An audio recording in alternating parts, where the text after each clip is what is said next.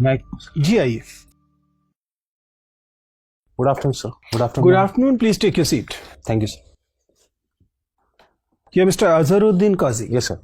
अजहरुद्दीन जी, मैं देख पा रहा हूँ कि आप महाराष्ट्र से हैं। जी सर। यवतमाल से। जी सर। आपकी सारी पढ़ाई लिखाई महाराष्ट्र से ही हुई है? जी सर। सारी पढ़ाई लिखाई आपने लिखा है कि महाराष्ट्र से है। पुणे से आपने स्कूलिंग किया है, उसके बाद अमरावती विश्वविद्यालय से आपने बीकॉम किया है। सर मैंने स्कूलिंग भी यवतमाल से ही। यवतमाल से ही किया जी सर। है, ठीक है। पुणे बोर्ड है आपका? जी सर। तो ये आपने 2009 में किया था? जी सर। अब तो 11 साल हो गए हैं इस बात को। जी सर। क्या कर रहे हैं तब से? सर 2009 के बाद से ही मैं प्रिपरेशन में आया था। 2010 और 11 में मैंने 2 अटेम्प्ट्स दिए, लेकिन मैं क्वालिफाई नहीं कर पाया। तो 2012 में मुझे जॉब लेनी पड़ी। मैं कॉर्पोरेशन बैंक में एज ए मैनेजर ज्वाइन किया। उसके बाद 2018 तक मैं उसी पोजीशन पे रहा। 2018 के बाद दोबारा से मैं प्रिपरेशन में आया हूँ। आपने नौकरी छोड़ दी? जी सर। ऐसा आपने क्यों किया? आप एक रोजगार में थे। जी सर। और अब आप बेरोजगार हैं। जी सर। और आप बेरोजगार परीक्षा की तैयारी कर रहे हैं। आपकी उम्र 31 साल हो चुकी है। जी सर।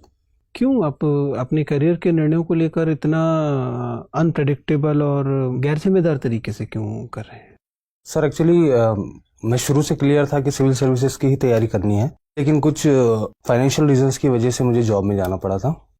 तो सर जब वो परिस्थितियाँ दुरुस्त हो गई, ठीक हो गई, तो फिर मैंने दोबारा निर्णय किया कि मुझे अटेम्प्ट करना चाहिए। और जॉब में रहते हुए मैंने 2017 का अटेम्प्ट दिया, लेकिन फिर से मैं क्लियर नहीं कर पाया क्योंकि सर बैंकिंग में मुझे छुट्टी नहीं मिल रही थी बैंक्स में। इस वजह से सर मैंने सोचा कि फुल फ्लेश तैयारी की जाए। देखिए, आप बता चुके हैं कि इसका मतलब आप कई अटेम्प्ट्स दे चुके हैं और उनमें आप लगातार असफल रहे हैं। जी सर। हम लोगों की जाहिर है कि आपको लेकर शुभकामनाएं ही होंगी, लेकिन मान लीजिए आपका चयन नहीं होता है, जिसकी संभावना ऐसा तो नहीं है कि कम है, क्योंकि जिस तरह की परीक्षा ये है, उस स्थिति में आपके पास क्या विकल्प हैं? क्या करेंगे आप? सर उस बारे में तो मैंने सोचा नहीं है, लेकिन मैंने सोचा है कि अगर नहीं होता है तो मैं स्टेट गवर्नमेंट की जो एग्ज़ाम है हमारी, 38 साल वहाँ पे उम्र है, तो मैं स्टेट सिविल सर्विसेज ट्राई करूँगा।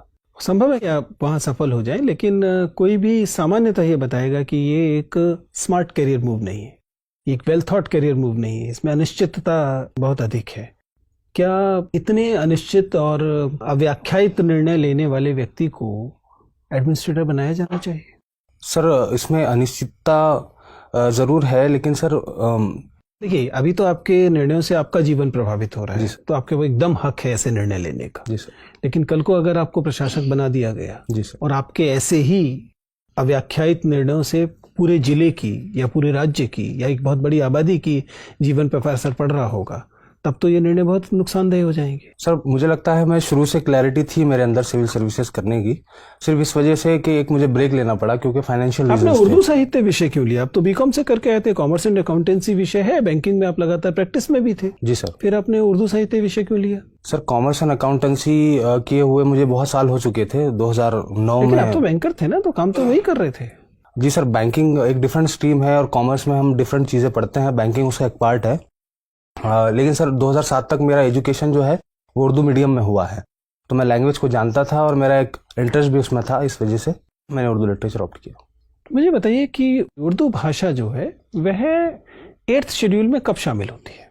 Sir Urdu language 8th schedule में शुरू से ही थी, जब कॉन्स्टिट्यूशन अडॉप्ट किया हमने तभी तो से। तो कोई तिथि होगी क्या? ये 26 जनवरी 50 से थी, या 26 जनवरी 49 से थी, या सितंबर 49 से थी? कब से थी? सर 8th शेड्यूल जो है वो तो कॉन्स्टिट्यूशन के फॉर्म होने के बाद आया, तो हम ये कह सकते हैं कि 1950 से, 26 जनवरी 1950 से जब लागू हुआ कॉन्स्टिट्यूशन, तब से ये उसमें है। सारा कॉन्स्टिट्यूशन 26 जनवरी 1950 से लागू हुआ है, या कुछ प्रावधान पहले लागू हो गए थे? जी सर, कुछ प्रावधान 26 नवंबर 1949 को भी हुए थे। अभी हाल में एक विवाद रहा है जिसमें रेलवे के कुछ बोर्ड्स पे उर्दू के स्थान पर संस्कृत में नाम लिखे जाने की बात हुई है। जी सर। क्या ये विवाद है, और उर्दू से ऐसी क्या नाराजगी है जो जिसके चलते उर्दू हटा के संस्कृत में नाम लिखे जा रहे हैं, जबकि हिंदी में पहले से लिखे हुए हैं?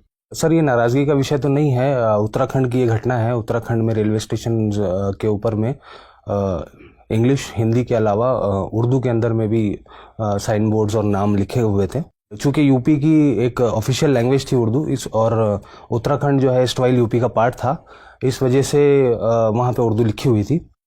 लेकिन जब उत्तराखंड एक सेपरेट स्टेट बन गया तो वहाँ पर उर्दू को सेकंड ऑफिशियल लैंग्वेज का दर्जा नहीं रहा, और उसके बाद से लेकिन फिर भी उर्दू जो है कंटिन्यू हुई। अभी रिसेंटली गवर्नमेंट ने डिसीजन लिया है कि उर्दू चूंकि सेकंड लैंग्वेज नहीं है, संस्कृत वहाँ की है, तो उर्दू को हटा के संस्कृत में। संस्कृत और हिंदी में नाम तो एक ही होगा, फिर ये अलग अलग कैसे कहा जा रहा है? जी सर, लिखने में तो एक ही होगा। फिर क्या हिंदी में 2 बार लिखा लेकिन सर जाएगा? लैंग्वेज दोनों अलग अलग है, संस्कृत अलग लैंग्वेज है, हिंदी अलग। प्रॉपर नाउन में लैंग्वेज अलग कैसे होती है? आप तो भाषा के विद्यार्थी हैं, बताइए। सर क्या देहरादून को देहरादूनम का है क्या कहने लगेंगे संस्कृत में? सर संस्कृत में क्या कहेंगे वो तो मुझे नहीं पता। प्रॉपर नाउन तो वही रहता है ना? जी सर, प्रॉपर नाउन वही रहेगा। चलिए। आप महाराष्ट्र के पूर्वी हिस्से से आते हैं जी सर। वहाँ किस तरह की समस्याएं हैं? सर मैं महाराष्ट्र के पूरब में जो विदर्भ का इलाका है वहाँ से आता हूँ। वहाँ पर सोशियो इकोनॉमिक इंडिकेटर्स जो है वो बहुत ज़्यादा लो है और लैक ऑफ डेवलपमेंट एक बड़ी समस्या है। किसानों से संबंधित क्या समस्या है? सर किसानों की से संबंधित समस्याएं ये है कि विदर्भ को जो है, विदर्भ में सबसे ज़्यादा फार्मर सुसाइड की खबरें हमारे यहाँ पे देश में आती है और ये समस्या रूरल इंडेंटेडनेस की वजह से, क्रॉप फेल्योर की वजह से बहुत ज़्यादा है। फार्मर्स के अंदर में काफ़ी डिस्ट्रेस रहता है जिसकी वजह से वो एक्सट्रीम कदम उठा लेते हैं। ठीक है, आप ऑर्गेनाइज्ड बैंकिंग सेक्टर में लगभग 6 साल काम किए। जी सर। और किसानों की जो आत्महत्या हो रही कहीं ना कहीं उसमें जो अनऑर्गेनाइज्ड कह लीजिए बैंकिंग सेक्टर है, जी सर, वो भी बहुत हद तक जिम्मेदार है। जी सर। ठीक है, काफ़ी अधिक इंटरेस्ट रेट पे उनको वो देना, मतलब जी सर। नहीं लगता कि सरकार को बहुत स्ट्रिक्ट होकर इन सबको बंद करवा देना चाहिए या इनके खिलाफ एक स्ट्रिक्ट एक्शन करना चाहिए? जी सर। आपको क्या लगता है? सर जहाँ तक इलीगल मनी लेंडिंग का सवाल है, प्राइवेट मनी लेंडिंग जो कि लीगल भी है, उसके लाइसेंसेस भी होते हैं। जो लीगल है वो तो अपनी जगह सही है, लेकिन जो इलीगल मनी लेंडिंग है उसको जरूर सरकार ने उसके ऊपर कदम उठाना चाहिए। लेकिन साथ ही जो इंस्टीट्यूशनल सोर्सेज ऑफ लेंडिंग है उसका आउटरीच बढ़ाना चाहिए। कहीं ना कहीं ये रिफ्लेक्ट होता है कि हमने इंस्टीट्यूशनल बैंकिंग को बहुत ज्यादा वहाँ पे उसका पेनेट्रेशन नहीं हुआ है और इसीलिए लोग जो है उसका फायदा नहीं उठा पा रहे हैं। दूसरे सर जो प्रोसीजरल जो डिफिकल्टीज है बैंक लोन लेने के अंदर में, तो लोगों को जनरली ये लगता है कि बैंक्स के अंदर में बहुत ज्यादा डॉक्यूमेंट्स रिक्वायर्ड है, बहुत ज्यादा कम्बरसम प्रोसेस है क्रेडिट का। इस वजह से वो प्राइवेट मनी लेंडर्स के पास जाते हैं जहां पे आसान तरीकों से उनको लोन मिल जाता है। तो सर ये कदम उठाने की जरूरत है कि हम बैंकिंग का जो पेनेट्रेशन है रूरल एरियाज में खास करके वो बढ़ाए और जो प्रोसीजर्स है लोगों को उसमें इजीनेस लाए। चलिए, उर्दू साहित्य आप पढ़ते हैं, भारत में उर्दू कैसे आई, मतलब कुछ बताइए इसके इतिहास के बारे में हमें। सर 12वीं सदी के आखिर में उर्दू दिल्ली के अतराफ में, इसकी जन्मभूमि दिल्ली के अतराफ बताई जाती है, दिल्ली शहर उसके अतराफ में। यहाँ खड़ी बोली राइज थी उस वक्त, खड़ी बोली बोली जाती थी और खड़ी बोली के अंदर में अरबी और फारसी और तुर्की अल्फाज जो है, जो बाहर से मुस्लिम्स आए थे यहाँ पे, वो जो जबानें बोलते थे उन जबानों के अल्फाज जब खड़ी बोली के अंदर में मिलना शुरू हुए तो एक नई जबान तैयार हुई जिसको शुरू में अलग अलग नामों से पुकारा गया। उसे हिंदी भी कहा गया, हिंदवी भी कहा गया, दहलवी भी कहा गया और उसके बाद में जो है 19वीं सदी में इसका नाम उर्दू पड़ा। 19वीं सदी में इसका नाम उर्दू पड़ा। अच्छा, 19वीं सदी में सबसे ज्यादा डेवलपमेंट किसके समय हुआ उर्दू का? कोई ऐसा रूलर था क्या 19वीं सदी में? 19वीं सदी में रूलर बहादुर शाह जफर थे। वो खुद भी एक शायर थे और उनके ज़माने में बड़े शायर भी गुजरे हैं जिसकी वजह से उर्दू का काफ़ी डेवलपमेंट हुआ। इनफैक्ट 19वीं सदी का जो निस्फ है, जो यानी 1850s का जो दौर है, वो उर्दू का सुनहरा दौर माना जाता है क्योंकि इस दौर में गालिब और ज़ौक़ जैसे बड़े पाए के शायर भी यहाँ मौजूद थे। अच्छा, अभी एक कंट्रोवर्सी हुई फैज़ अहमद फैज़ के कुछ उसको लेकर, इसके बारे में आपका क्या सोचना है? सर कंट्रोवर्सी को लेकर? हाँ बिल्कुल सर, फैज़ अहमद फैज़ की जो पूरी शायरी है वो एक तरह की रेसिस्टेंस पोएट्री है उनकी और सियासी शायरी भी उन्होंने की है। हाँ। और जो रिसेंट कंट्रोवर्सी हुई है वो शेर उनकी एक नज़म के इंटरप्रिटेशन को लेकर हुई है। आइडिया है, मतलब आप क्या सोचते हैं इस पे? सर इसमें मेरी सोच ये है कि किसी भी शायर की पोएट्री को समझने के लिए उसके ज़माने और उसके जहन को समझना बहुत ज़रूरी है। हम एक नज़म का लिटरल मीनिंग ना लेते हुए उसको ये देखना चाहिए कि शायर ने किस कंटेक्स्ट में वो बात कही है और शायर की पूरी पोएट्री का जो मजमून है वो क्या है। ठीक है, एक अंतिम सवाल मेरा आप बता दीजिए कि अभी सर जैसा पूछ रहे थे कि नाम बदला जा रहा है कई जगह, जैसे इलाहाबाद को प्रयागराज कर दिया गया, ऐसे कई जगह नाम बदले जा रहे हैं। जी सर। ठीक है, आप कहाँ तक उचित समझते हैं, क्या ऐसा किया जाना चाहिए? सर जहाँ तक नाम बदलने का सवाल है तो नाम ये पहली बार ऐसा नहीं हुआ है कि नाम बदले जा रहे हैं, हर जमाने में नाम नहीं, वो तो बदलते ठीक रहे है। हैं, पॉपुलर रूलर्स ने नाम बदले हैं और लोगों की जब पॉपुलर डिमांड होती है तो ऐसा रूलर्स करते हैं, ऐसा गवर्नमेंट्स ने किया है। सर मेरी इसमें राय ये है कि जो इसका दूसरा पहलू है, जो एडमिनिस्ट्रेटिव एक्सपेंसेस इसके अंदर में इन्वॉल्व है, कहीं ना कहीं उनको भी सोचा जाना चाहिए। ठीक, thank you. Azharuddin ji sir. ये बताइए कि आपकी 3 क्वालिटी कौन कौन सी है जिसकी वजह से आईएएस बनना चाहिए? सर चूंकि मैं स्पोर्ट्स बैकग्राउंड का रहा हूँ तो एक टीम वर्क और परसिवरेंस, मैं काफ़ी समय से तैयारी में हूँ। तीसरी चीज़ सर कंपैशन। बहुत समय से आप तैयारी में लगे हुए हैं, जी सर। तो इसको आप गुण मानते हैं या दोष मानते हैं? सर ये गुड और बैड के टर्म्स में तो मैं कैटेगराइज नहीं कर पाऊंगा। मैं क्यों नहीं कर पाएंगे? क्योंकि आपका मामला है, किसी और का मामला होता तो कैटेगराइज कर पाते आसानी से। नहीं सर, किसी भी चीज को कैटेगराइज करने से पहले उसके पीछे की वजह जानना बहुत जरूरी है। तो मेरा ये मानना है कि अगर किसी चीज में मुझे टाइम लग रहा है और उसके बावजूद मैं अगर उस चीज को परसू कर रहा हूँ तो ये मेरे लिए गुड है। ओके, ठीक है। आप विदर्भ से आते हैं जो कि एक ड्राउट प्रोन एरिया है महाराष्ट्र का, जी सर। है ना, सूखा प्रवण क्षेत्र है। ड्राई फार्मिंग क्या होती है? ड्राईलैंड फार्मिंग से आपको क्या समझ आता है?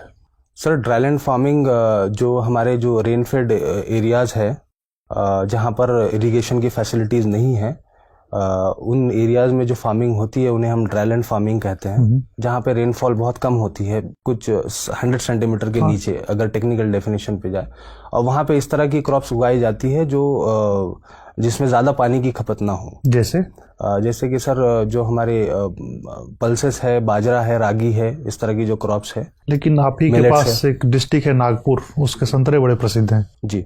ऐसी कौन सी कंडीशन, यावतमाल से नागपुर की कौन सी कंडीशन ऐसी है जो डिफरेंट है, जिसकी वजह से नागपुर में संतरों का न केवल उत्पादन होता है बल्कि भारत के सबसे बेस्ट क्वालिटी के संतरे होते हैं? जी सर, एक्चुअली विदर्भा की ये जो डिस्ट्रिक्ट है, यवतमाल मेरा डिस्ट्रिक्ट और नागपुर डिस्ट्रिक्ट, यहाँ पे पानी की समस्या बहुत ज़्यादा नहीं है। यहाँ पे रेनफॉल जो है वो 100 सेंटीमीटर से ज़्यादा होती है। मसला यहाँ पे स्टोरेज का है। यहाँ पे इरिगेशन फैसिलिटी और स्टोरेज फैसिलिटीज अवेलेबल नहीं है। और नागपुर क्योंकि थोड़ा प्लेन रीजन में आता है तो वहाँ पे पानी की बहुत ज़्यादा कमी नहीं होती, इस वजह से वहाँ पे हॉर्टिकल्चरल क्रॉप्स बहुत ज़्यादा होती है। ठीक है। यावतमाल प्लेन एरिया क्यों नहीं है? सर यवतमाल जो है वो हिली एरिया रहा है और ब्रिटिश टाइम से इसे एक हिल स्टेशन में कैटेगराइज किया गया। कौन सा हिल है वहाँ पे? सर सतमाला हिल का पार्ट है। सतमाला हिल्स की जो चेन आ रही है वो नॉर्थन महाराष्ट्र में, वो उसी का पार्ट है यवतमाल। सतमाला के अलावा और कौन कौन से डेक्कन प्लेटों पे हिल चेन है? सर अजंता है। इनको उत्तर से दक्षिण की ओर आप क्रमानुसार सजा सकते हैं क्या? डेक्कन में सर? हाँ, डेक्कन में हरिश्चंद्र, बालाघाट, अजंता और सतमाला को। जी सर। सर जो क्रोनोलॉजी आपने बोली है शायद वही है। हरिश्चंद्र तो इधर है, सबसे उत्तर में है। जी सर, एमपी में। अच्छा। उसके बाद में बालाघाट जो टच होता है महाराष्ट्र से नागपुर रीजन को। उसके बाद में अजंता तो सर वेस्ट में है, जो औरंगाबाद वगैरह का। आप श्योर हैं, गेस कर रहे हैं ये सारी चीजें? सर मैं गेस कर रहा हूँ। गेस कर रहे हैं श्योर है सर। संतरे की खेती के लिए भौगोलिक दशाओं का उल्लेख कर दीजिए बस। सर मुझे सवाल समझ नहीं आया आपका। संतरे की खेती के लिए, संतरा हॉर्टिकल्चर का पार्ट है जी, तो संतरा के लिए कौन कौन से ज्योग्राफिकल कंडीशन होने चाहिए? सर संतरे की खेती के लिए बेसिकली ट्रॉपिकल रीजन होना चाहिए, ट्रॉपिकल क्लाइमेट होना चाहिए। वो तो ठीक है, कंडीशन टेम्परेचर कितना होना चाहिए, वर्षा कितनी होनी चाहिए, मिट्टी कैसी होनी चाहिए? सर टेम्परेचर जो है 20 से 30 डिग्री सेल्सियस के दरमियान होना चाहिए और रेनफॉल जो है वो 100 to 150 सेंटीमीटर वहाँ पे होनी चाहिए। ठीक है। और मिट्टी तो सर क्योंकि डेक्कन में ज़्यादातर काली मिट्टी पाई जाती है, रिगर्ड सॉइल पाई जाती है, तो मैं तो क्या कारण है कि संतरा केवल नागपुर में उगाया जाता है, देश के किसी अन्य क्षेत्र में इतनी व्यापक खेती नहीं होती इसकी?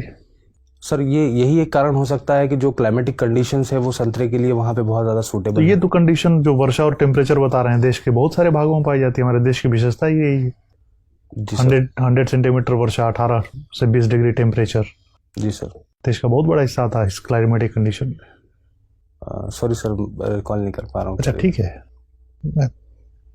विदर्भ से हैं आप, विदर्भ का क्या मतलब है? मैम विदर्भ का जो नाम है वो एक पुरानी रियासत पे मबनी है। मतलब विदर्भ जो है उसका उल्लेख महाभारत और रामायण में भी रहा है।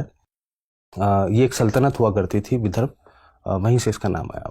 क्या मध्य प्रदेश के कुछ जिले विदर्भ में आते हैं? जी मैम, विदर्भ जब हम विदर्भ कहते हैं, क्या आप महाराष्ट्र का ही हिस्सा लेंगे या महाराष्ट्र के ही जिले देखेंगे, या विदर्भ में मध्य प्रदेश के भी कुछ जिले हैं? मैम, एक महाविदर्भ एक टर्मिनोलॉजी है जिसके अंदर में महाराष्ट्र के और महाराष्ट्र का प्रेजेंट विदर्भ और एमपी के कुछ जिले आते हैं जो लगे हुए हैं विदर्भ से, महाराष्ट्र के विदर्भ से वो, लेकिन उसे हम महाविदर्भ कहते हैं। और विदर्भ की जो टर्मिनोलॉजी है वो सिर्फ और सिर्फ हम महाराष्ट्र के कंटेक्स्ट में इस्तेमाल करते हैं।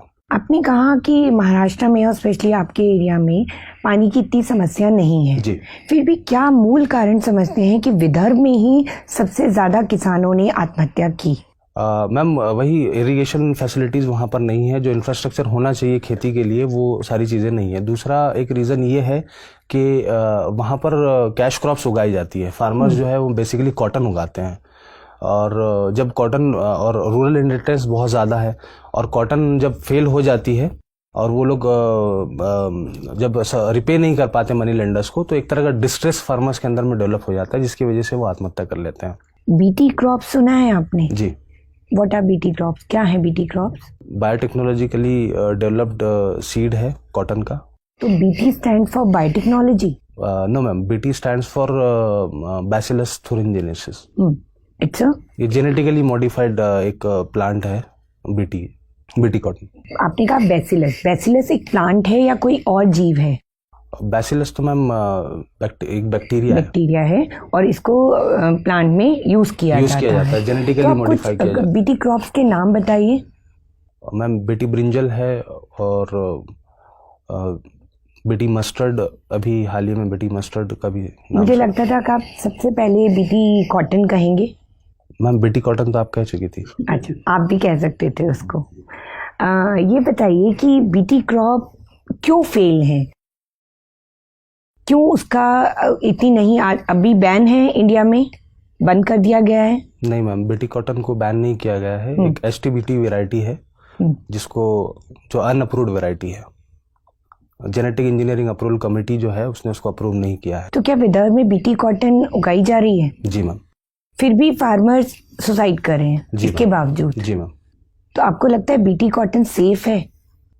मैम, बीटी कॉटन तो सेफ है, उसकी यील्ड भी अच्छी खासी है, लेकिन उसमें कुछ इश्यूज अभी जो हमारे सामने आ रहे हैं कि पहले जैसे कहा जाता था कि BT cotton paste resistant crop है, लेकिन हाल ही के अंदर में जैसे पिंक बॉलवॉर्म अटैक वगैरह भी उसके ऊपर में हुआ है, तो उसकी जो इफिकेसी है बीटी कॉटन की, उसके ऊपर में सवालिया निशान एक तरह का है। जब किसान एक बीटी कॉटन क्रॉप या कोई और भी क्रॉप ग्रो करता है, तो आपको लगता है कि किसान से इसको ज़्यादा फायदा है या वो कंपनियां जो इनके सीड्स बेच रही हैं उनको फायदा है? मैम, इस तरह की सीड यूज़ करने से फ़ायदा तो दोनों को है। कंपनी को फ़ायदा भी है और किसान को भी फ़ायदा है। कंपनी को फ़ायदा इसलिए है क्योंकि जहाँ तक जेनेटिकली मॉडिफाइड क्रॉप्स का सवाल है, तो इसके ऊपर में एक मोनोपोली है। जो मॉन्सेंटो कंपनी है अमेरिका की, सिर्फ वही इस तरह के सीड्स जो है मार्केट में फ़िलहाल बेच रही है, और फार्मर को ये फ़ायदा है कि उसकी जो यील्ड्स है और जो पेस्ट से जो बचाव है उसका, तो उसमें उसका प्रोडक्शन बढ़ जाएगा। आपको नहीं लगता जब हम वाइल्ड सीड संचय करके रखते हैं तो उनमें भी कई बार म्यूटेशन होता है, वो भी रेजिस्टेंट वैरायटी शो कर सकते हैं अगेंस्ट पेस्ट, कि हमें फिर मॉन्सेंटो की ज़रूरत ही ना पड़े? तो आप किसके फेवर में हैं? किसान वाइल्ड सीड को संचय करके रखे या मॉन्सेंटो जैसे जेनेटिकली मॉडिफाइड क्रॉप को यूज़ करे? मॉन्सेंटो ने इतना सीड प्रोवाइड करा है, मॉडिफाइड क्रॉप्स हैं, फिर भी किसान संतुष्ट नहीं है। जी मैम। तो आप एक किसान को क्या सलाह देना चाहेंगे? मैम, चूँकि जेनेटिकली मॉडिफाइड जो क्रॉप है उसकी यील्ड ज़्यादा अच्छी है और फार्मर्स की इनकम उससे काफ़ी इंक्रीज हुई है, इस वजह से मैं सलाह यही देना चाहूँगा कि बीटी कॉटन को इस्तेमाल किया जाए, लेकिन उसके अंदर जो ड्रॉबैक्स है, जो हाल ही के अंदर में जो पेस्ट रेसिस्टेंस उसके अंदर में जो पेस्ट का जो अटैक्स उसके ऊपर में हो रहा है और रेसिस्टेंस ख़त्म हो रहा है, तो उसके अंदर में सुधार लाने की ज़रूरत है। और साथ ही ये जो बीटी का जो मार्केट है, जो जेनेटिकली तो मतलब उस सुधार के लिए किसान इंतजार करे? नहीं मैम, किसान तो उस चीज़ के लिए इंतजार नहीं कर सकता, लेकिन शॉर्ट टर्म के अंदर में अगर उसको अपने रेवेन्यूज इंक्रीज करना है तो उसके पास इसके अलावा कोई ऑप्शन भी नज़र नहीं आता, क्योंकि इसमें उसकी इनपुट कॉस्ट काफ़ी कम हो जाती है। हजरुद्दीन, आपने अपनी हॉबीज इंटरेस्ट में लिखा है watching web series. Yes, ma'am. कौन सी है आपकी फेवरेट? मैम रिसेंटली मैंने एक rise of the empires Ottomans एक सीरीज Ottomans देखी पे है, देखी वो है। मेरी फेवरेट है। ठीक है। ये वेब सीरीज जो है एक जिन एप्स पे आती हैं उनको एक पर्टिकुलर टर्मिनोलॉजी के साथ बुलाया जाता है, जी मैम, क्या है वो? Over the top services over platform. The top services. क्या है ये, इनको ओवर द टॉप सर्विसेज क्यों बोला जाता है? मैम जो ट्रेडिशनल जो जरिए है जैसे टीवी और सैटेलाइट, ये जो जरिए है कम्युनिकेशन, मीडिया कम्युनिकेशन के, या तो इससे हटकर ये एक सर्विस प्रोवाइड करते हैं उसको बाईपास करके, इस वजह से इनको ओवर द टॉप सर्विसेज कहते हैं। जो इंटरनेट सर्विस प्रोवाइडर्स है वो ये सर्विस देते हैं। अच्छा। एंड अगर हम इनकी वेब सीरीज़ के एडवांटेजेस और डिसएडवांटेजेस देखें तो क्या आप मेजर करेंगे किस साइड बैलेंस टिल्टेड है, एडवांटेजेस या डिसएडवांटेजेस? मैम इसके एडवांटेजेस भी काफ़ी है और कुछ डिसएडवांटेजेस भी है।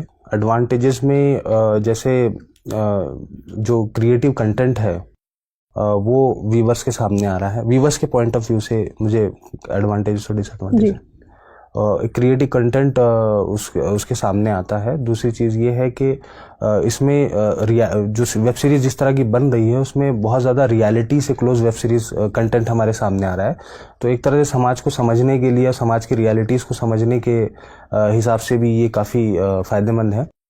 दूसरा इसके एस्थेटिक पर्पज़ है। जब जिस तरह की हमारी लाइफ फास्ट हो गई है तो इसमें एक एंटरटेनमेंट का जरिया है और इसके अंदर में ईज़ है चूँकि। ठीक है। और डिसएडवांटेजेस?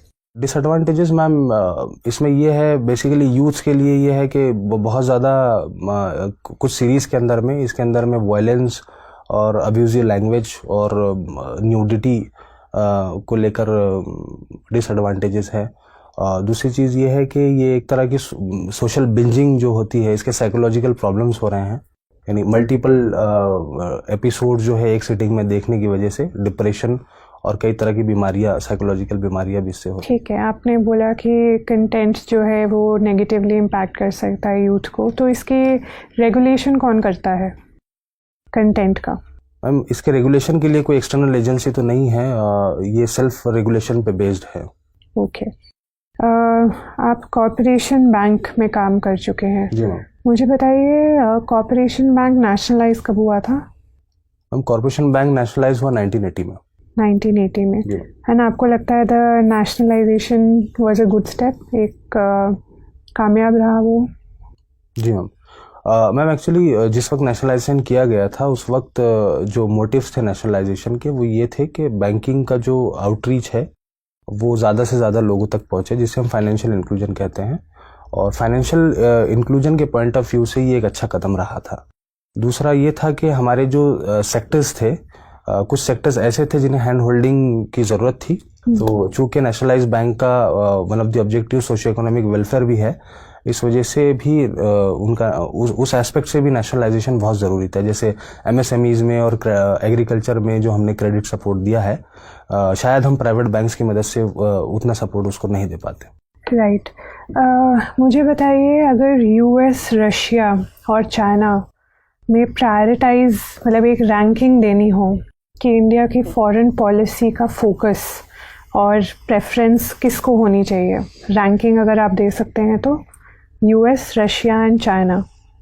मैम फॉरेन पॉलिसी जो हमारी होती है उसका बेसिक ऑब्जेक्टिव स्ट्रैटेजिक इंटरेस्ट होता है, तो इसमें रैंक देना मेरे हिसाब से मुनासिब नहीं होगा।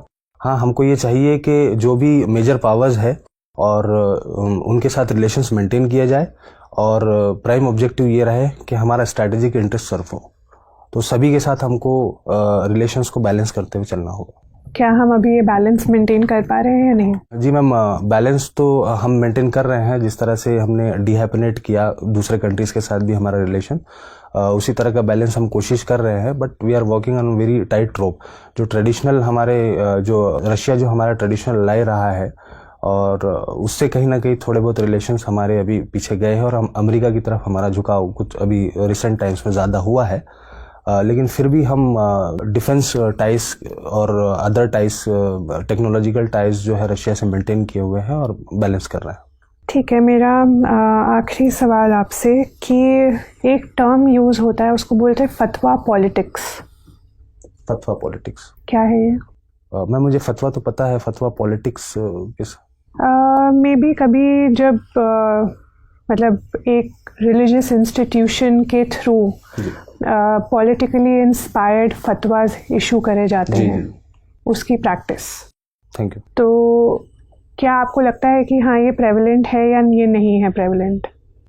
इस तरह की चीज़ तो मैंने कभी सुनी नहीं है, तो इस नहीं, ये सुना है आपने कि पॉलिटिकली इंस्पायर्ड फतवाज इशू करे जाते हैं इमाम्स के द्वारा? नहीं मैम, सुना नहीं। ये नहीं सुना है।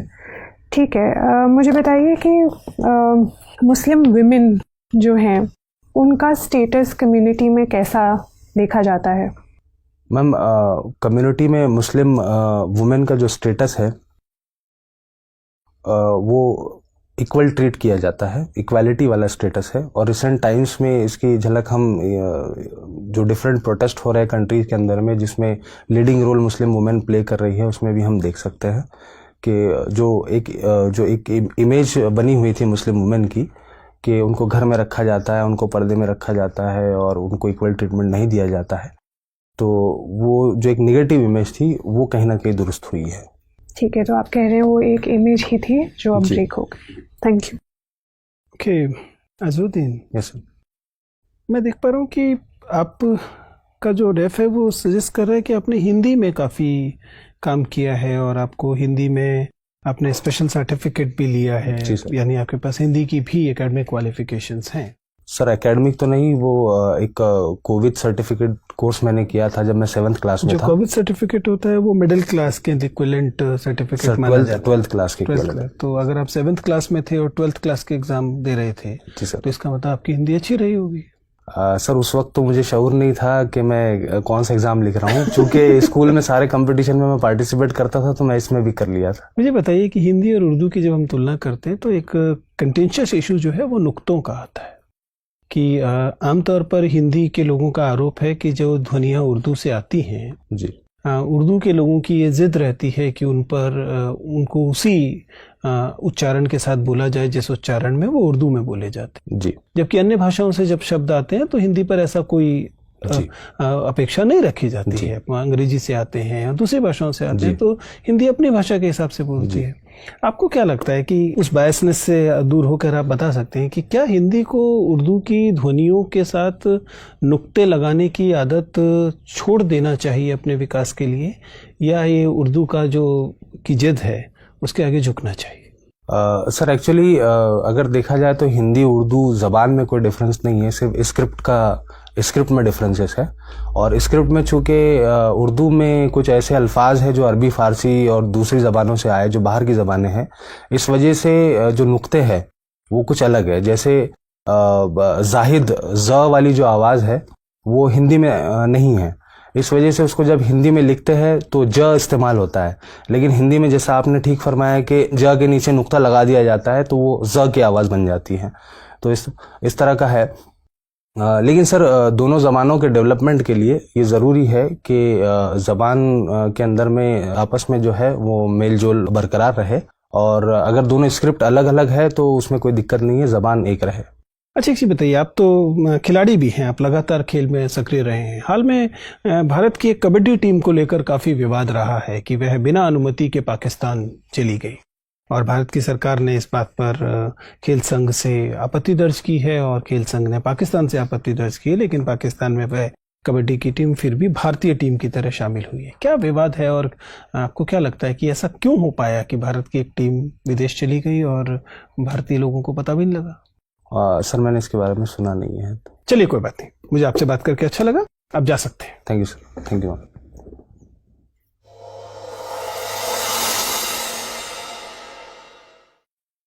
बैठिए अजहर। थैंक यू जी अजहरुद्दीन जी, कैसा लग रहा है, कहाँ आपको लग रहा है कि आप सही जा रहे हैं और किन एरियाज में लग रहा है कि सर यहाँ भी थोड़ा सा और एडजस्टमेंट चाहिए? सर एक तो कॉन्फिडेंस की कमी लगी मुझे, और जो करंट अफेयर्स में आपने कुछ इश्यूज बताए उर्दू से रिलेटेड, जो अभी आखिरी सवाल था उसमें मुझे लगा कि मैं शायद अच्छा जवाब नहीं दे पाया। अजहरुद्दीन, आपके विषय में हम लोगों ने जो इंटरव्यू के बाद आपके आपस में चर्चा की है, कुछ चीज़ें इंटरेस्टिंग निकल कर आ रही हैं। देखिए, आपका इंटरव्यू साधारण इंटरव्यू नहीं होगा जी। आपको इंटरव्यू के बारे में थोड़ा सा एक पूर्व राय बना लेनी चाहिए कि आपका इंटरव्यू साधारण औसत इंटरव्यू जैसा नहीं जाएगा। इसके कई कारण हैं, ठीक है ना। एक कारण तो आपकी उम्र बनती है, दूसरा कारण आपका समुदाय बनता है। बहुत कम मुस्लिम कैंडिडेट्स के इंटरव्यू होते हैं और लगभग सबसे हम लोग ये बात पहले कहते हैं कि आप इस बात के लिए तैयार होके जाइए कि आपके इंटरव्यू साधारण इंटरव्यू से कुछ भिन्न तरीके से लिए जाते हैं। इसके फायदे भी है, नुकसान भी है। फायदा तो ये है कि आपको मालूम है, एक सेंस में पेपर आउट हो गया है, आपको मालूम है कि उस दिशा में जाएगा। नुकसान जाहिर है कि ये है कि आपके मूल्यांकन के तरीके भी कई बार वही नहीं होते जो बाकी कैंडिडेट के मूल्यांकन के हो रहे होते हैं, ठीक है ना। तो इन एक्सपेक्टेशंस के साथ जाइएगा। खुशी की बात यह है कि हम लोगों की समझ में आप एक शानदार कैंडिडेट हैं। आपका जो इंटरव्यू देने का तरीका है उसमें जो संतुलन है और जो एक तरह का स्थिरता है, जी सर, वो मेरे अनुभव में बहुत कम विद्यार्थियों में होती है, बहुत कम कैंडिडेट्स में होती है। Thank you sir. उसकी वजह ये हो सकती है कि एक तो रिलेटिवली आपकी उम्र ज़्यादा है, तो आपके अंदर एक स्थिरता समझ के स्तर पर भी आ गई होगी। दूसरा, तैयारी के स्तर पर भी शायद बाकी लोगों से बेहतर स्थिति होने की वजह से स्थिरता है। और बोर्ड मेंबर्स को जल्दी ही आप इम्प्रेस करेंगे, क्योंकि बोर्ड मेंबर्स सामान्य कैंडिडेट्स में वो चीज़ नहीं देखते हैं। आत्मविश्वास आपको लग रहा है कम है, लेकिन ऐसा कोई बहुत इंटरव्यू में रिफ्लेक्ट नहीं हो रहा है। जी सर। आपके बैठने के तरीके में नहीं हो रहा है, आपका बैठना सही है, आपका voice level by and large ठीक है, आपके हिंदी अंग्रेजी दोनों में अच्छी पकड़ है, बल्कि आप हिंदी के अच्छे कैंडिडेट की तरह हैं। मुझे नहीं पता कि वहाँ आपको उर्दू कहने से कोई फर्क पड़ेगा कि नहीं। आप हिंदी में भी इंटरव्यू दे सकते हैं और दे ही रहे होंगे। In fact there is no point getting a interpreter from Urdu to Hindi, कोई लॉजिक नहीं है उस बात का, ठीक है ना। हैंड मूवमेंट आपका रेस्ट्रिक्टेड है, आई कॉन्टैक्ट आपका अच्छा है, फ्लो आपका अच्छा है, आपकी अंदर एक तरह का जो पॉजिटिव आपके इंटरव्यू की सबसे मज़ेदार बात है वो एक परफॉर्मेंस कंसिस्टेंसी है। नॉर्मली हम लोग कैंडिडेट्स को की परफॉर्मेंस को डिप करते हुए देखते हैं, रेयर कैंडिडेट में इससे ऊपर जाते हुए भी देखते हैं। मैं आपके साथ ये दावा तो नहीं कर सकता कि वो ऊपर जा रही है, लेकिन आप कंसिस्टेंट हैं अपने through the interview, which is a positive thing and you must maintain that, ठीक है ना। उसे आपको बना के रखना है। एनालिसिस भी आपका अच्छा है, ऊर्जा भी आपके अंदर बाय एंड लार्ज ठीक है। अब चैलेंजेस कहाँ हैं? चैलेंजेस कम्युनिकेशन में नहीं है, चैलेंजेस दो फ्रंट पर है। एक मतलब दोनों ही चैलेंजेस एक ही चीज से इमर्ज कर रहे हैं। वो ये है कि आपको बोर्ड मेंबर्स के अंदर जो प्रेजुडिसेस होंगे उनसे टकराना होगा। ये प्रेजुडिसेस आपकी एज को लेकर होंगे और ये प्रेजुडिसेस हो या व्यक्त हो या ना हो, कभी कभी कम्युनिटी को लेकर होंगे, ठीक है ना। जो एज को लेकर का प्रेजुडिसेस है वो इस सेंस में होंगे कि अब इतनी उम्र हो गई है, इतने साल नौकरी करके आया, मोल्ड करना पॉसिबल नहीं है। तो आपको वो एनर्जी दिखानी है एंड विलिंगनेस टू लर्न दिखानी है। कैसे दिखाएंगे? आपकी चुनौती है। अपने सवालों को इस तरीके से आप बताएंगे जिससे लगे कि आपके अंदर नई चुनौतियों को लेकर उत्साह रहता है। जी सर, ठीक है ना। इस वाले एस्पेक्ट को आप बताएंगे। अगर आपको मौका मिले तो अपनी सर्विसेज के अनुभव जो है उनके आधार पर बताएं या अपने जीवन के अनुभव के आधार पर बताएं, लेकिन ये दिखाएं कि you have this tendency of moulding yourself if necessary. आप बात समझ पा रहे? जी सर। दूसरा जो है वो कम्युनिटी प्रेजुडिसेस को लेकर बात है। मैं ये नहीं कह रहा कि बोर्ड मेंबर एसेंशियली प्रेजुडिस्ड होंगे, लेकिन पास्ट अनुभव बताते हैं कि कभी कभी वो नेगेटिव हो जरूरी नहीं है, कई बार पॉजिटिव भी होते हैं, लेकिन दे व्यू समटाइम डिफरेंटली। तो आपकी जो छवि आनी चाहिए वो प्रोग्रेसिव मुस्लिम वाली छवि आनी चाहिए। बाय एंड लार्ज आती है, लेकिन आपके साथ स्पेसिफिक क्वेश्चन बहुत कम हुए, सिवाय जब फतवा पॉलिटिक्स और विमेन वाला इशू आ रहा था, वहां पर एक इंट्रोस्पेक्शन का एलिमेंट गायब था। आप समझ पा रहे? तो I will advise you to इसको सीधा सीधा ये मत कहिए कि ये केवल छवि है। आप ये कहिए कि बदलाव में हो, मतलब समझ रहे हैं? ये एक कम्युनिटी में आता हुआ बदलाव है। हम मानते हैं कि कुछ जगह पर ऐसी स्थिति है, लेकिन सकारात्मक चीज ये है कि हम उससे बाहर आ रहे हैं। जी सर। ये एक रिफॉर्मेटिव इंट्रोस्पेक्शन वाला एंगल रहेगा तो आप वो रिलेटिवली प्रोग्रेसिव। अदरवाइज क्या लगता है वो थिन बाउंड्री लाइन हो जाती है जहां पे पता लगता है कि पता नहीं एकदम ये हो जाए कि नहीं जी सब कुछ अच्छा है वाला बात। तो वो उसका आप इस्तेमाल स्ट्रेटेजिकली कर सकते हैं। मतलब मेरी सलाह रहेगी कि करें। नॉर्मल छवि आनी चाहिए कि आप एक प्रोग्रेसिव फॉरवर्ड लुकिंग मुस्लिम